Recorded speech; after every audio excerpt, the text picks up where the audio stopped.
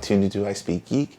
And if this is your first time here, please think about liking and subscribing and hitting that notification button so you can stay up to date whenever I release new videos. So today I am switching out the keys on my new KeyChron C2 keyboard. So I am switching from the Gateron Blue switches to the novel key Sherbet keys. These keys are a lot clickier than the Gateron Blue keys. So I am a big fan of the clicky noise that is associated with mechanical keyboards. That's one of the reasons I got into mechanical keyboards, because the look, the feel, it was just reminding me when I was growing up of those IBM keyboards with their clicky tactile or the clicky feel. So guys, without further ado, let's get started and we can go through the whole process. I want to show you guys how I take apart the keys, or take apart the switches, and lube them, put them back together, and we can do some quick comparisons with the sound. So I have my C2 in front of me, and I went ahead and switched some of the keys. I put 2 of the Sherbets in here, and the rest, of course, are the Gateron Blues. So with this key, this one is not lubed, and that is the Sherbet. And here is it lubed, not lubed, lubed. And then I switched out a lube version with a, or a non-lube version with a lube version of the Gateron right here. This one is lubed, not lubed, lube, not lubed. And I used a Krytox 205 performance lube. So let's actually take off these keycaps so you can see and hear how it sounds without the keycap. So with the C2, it is a plastic body. I looked on the site. I was seeing if they sold any of the aluminum variants. They don't. I'm assuming because it's the wire keyboard and you don't really need the metal because of the battery and all that stuff.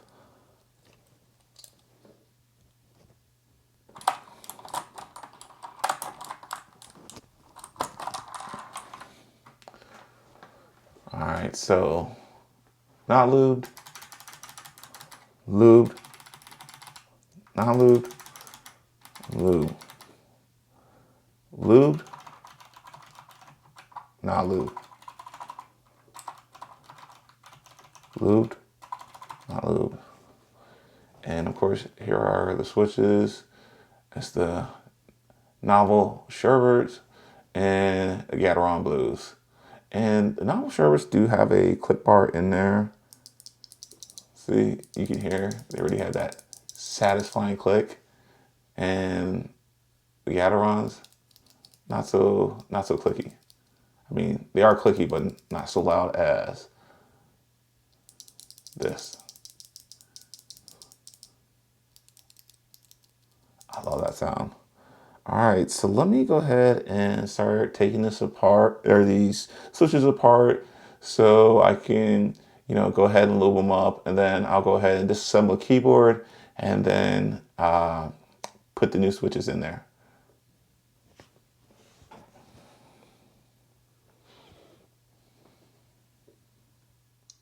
So the tool that I got was actually for the MX style switches.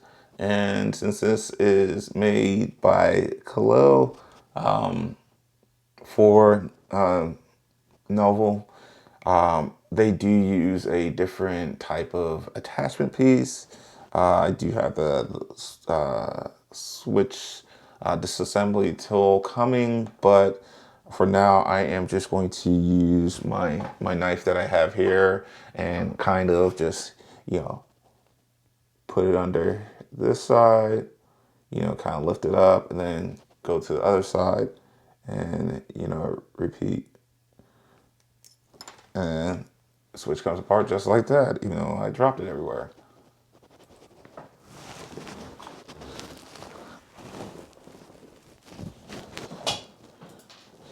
why it's a good thing I have this.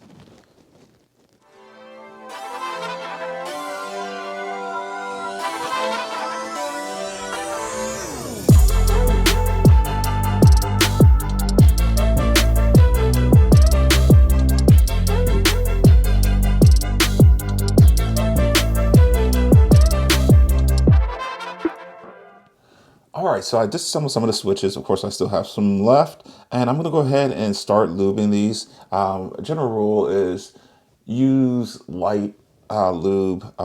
You can always add more later.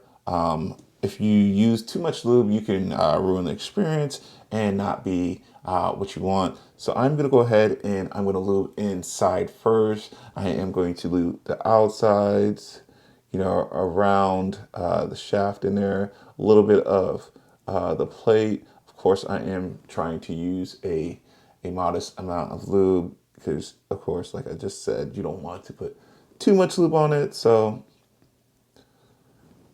all right, got a little bit in there. So let's actually get the spring. So with the spring, I am going to lube like the top of it, because that's kind of what I've generally saw online, is you want to lube top of it, not trying to get too much lube in there, and then I'll go ahead and start lubing the actual stem. We want to lube the outside, again, not using so much lube. Grab a little bit more, wipe that off.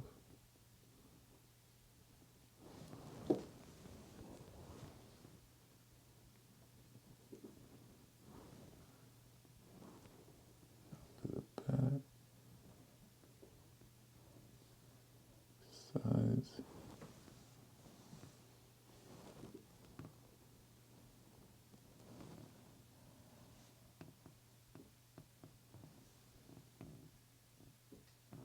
And you don't want to do the prongs in the back.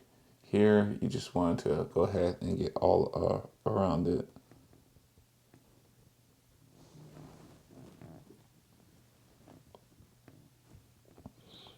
All right, and then I'm gonna go ahead and work on these other ones here, and I'll come back when I'm ready to disassemble the keyboard and put these new switches in, and then I'll let you hear how it sounds. So, okay, so I got a majority of my switches lubed up. See, these ones right here are the ones that are not lubed, and I have some over here on the side that are lubed up. You can hear the difference.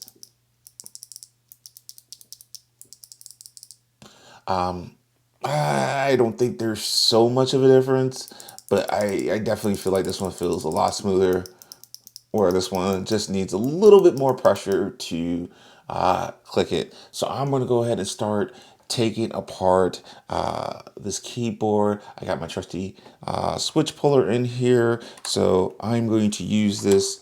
Since this is the C2 hot swappable version, there is a little tab here that you're going to use the switch puller to click and depress it and then pull it out.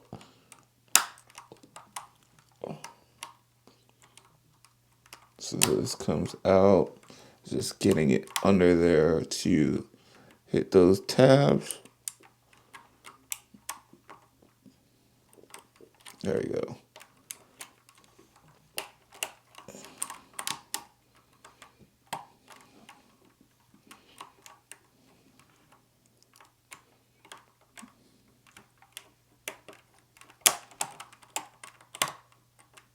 There you go.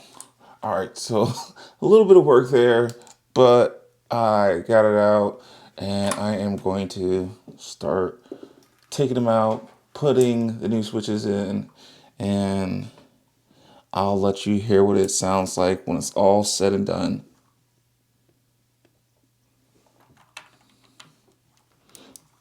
And of course, these just pop right back into the same space that they came out of, and you should hear a little click and good to go. All right, let me go ahead and tackle the rest of this, and I'll come back once I'm done. So guys, so I'm halfway done with, swapping these out and putting these together. It sounds good.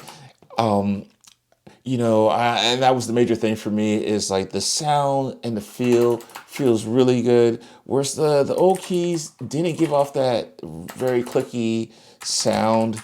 I'm halfway done, and all I got to do is replace the other half and put the keycaps on, and I'm gonna call it a day. It's been a very interesting experience. If you have any questions, please leave them in the comment below. And this is Jason. You've been tuning to I Speak Geek, and thank you for watching. Peace.